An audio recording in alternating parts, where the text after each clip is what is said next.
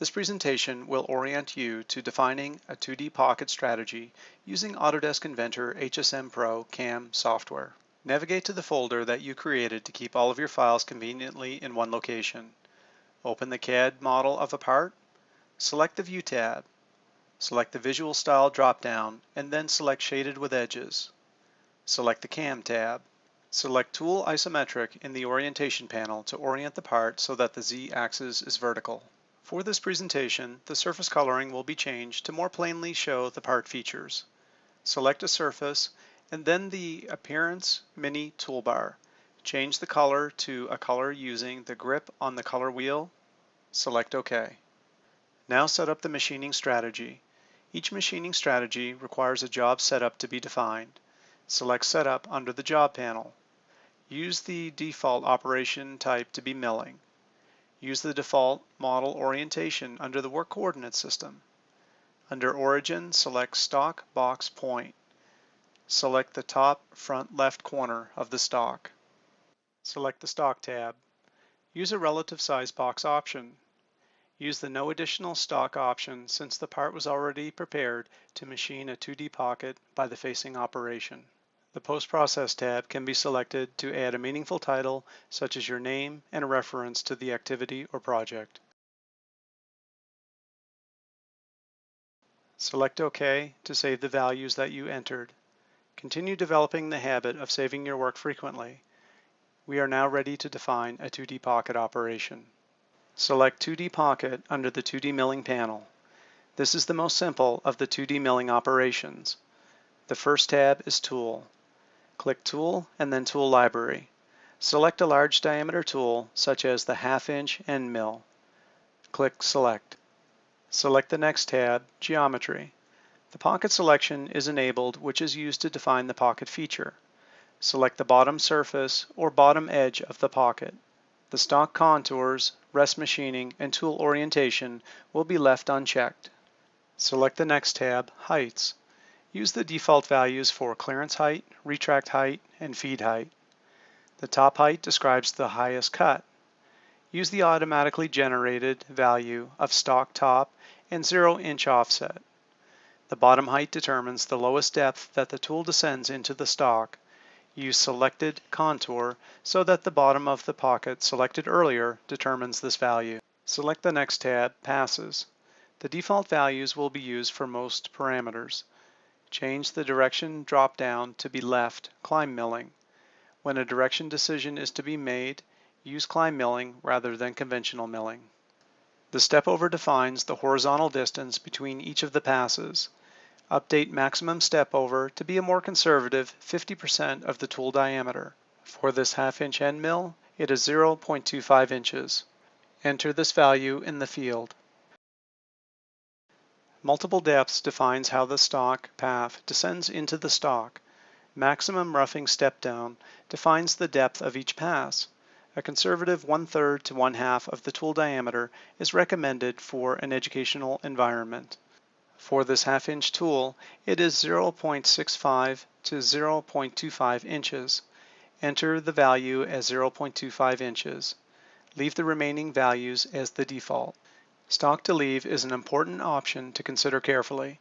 If the checkbox is selected, then radial and axial stock will be left behind after an operation. This stock left behind will need to be removed using a subsequent machining operation. Otherwise, the final part dimensions will not match the 3D model and parts may not fit together.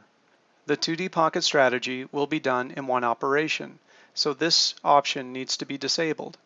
This parameter is easily overlooked. To prevent producing an inaccurate part, then consider changing the default values to be 0 so that if this option is left enabled, there will be no stock left for later removal. Change the radial stock to leave parameter to be 0 inches. Right-click in the field and then select Make Default. Change the axial stock to leave parameter default using the same procedure. The last tab is Linking. The default values will be used for this operation. The parameter values can be selected in any order. For example, the geometry can be defined before the tool is selected. The tool pass will be created based on the parameter values when OK is selected. Select OK to save the information. The toolpath is calculated and displayed on the stock. Select Simulate on the ribbon to display the animation settings. Click play and use the controls to pause the animation and change the speed. The toolpath begins with a helical pattern. This pattern provides a path for the tool to efficiently cut vertically into the stock. The tool then removes material at the depth of the first step-down value that was entered. The tool cuts vertically into the stock to the next iteration of the step-down depth. A tool has a circular cross-section, so it cannot produce a square corner. A small diameter tool can produce a smaller radius corner than a larger diameter tool, so the small diameter tool produces a feature closer matched to a corner. Select Show Part Comparison to highlight the material that was not removed by the operation. The material in each corner is highlighted. More of this material will be removed in another presentation. Select Close and then Save. A more advanced operation than 2D Pocket is the 2D Adaptive operation. The operation uses a more optimized toolpath to avoid abrupt tool direction changes. The operation can be applied to the part instead of the 2D Pocket through a few methods. The 2D Pocket operation can be deleted and the 2D Adaptive applied. A more flexible procedure is to suppress the 2D Pocket in the same way that a feature can be suppressed in the Inventor modeling environment. Right-click 2D Pocket 1 and then click Suppress. The 2D Pocket operation will become gray and shown with a strike-through. Select 2D Adaptive. Many of the values will be the same as were used for the 2D Pocket operation. The tool selected earlier is assumed to be used again. Select the Geometry tab and select the bottom surface or bottom edge of the pocket. Select the Heights tab and confirm that the top height and bottom height are correct. Select the Passes tab. Enable multiple depths and change the maximum roughing step down to be 50% of the tool diameter, which is 0.25 inches. Uncheck Stock to leave, since this strategy will not use finishing operations.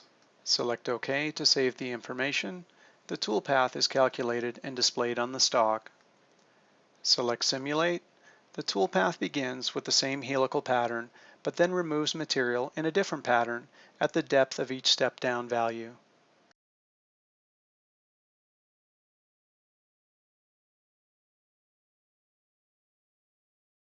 The final part will be of the same geometry as it is using the 2D Pocket operation, although a different path was created. Since the 2D Pocket operation was suppressed, either operation can be conveniently used in the strategy. Continue to form the habit of saving your work frequently. Continue on to the next presentation in this instructional series.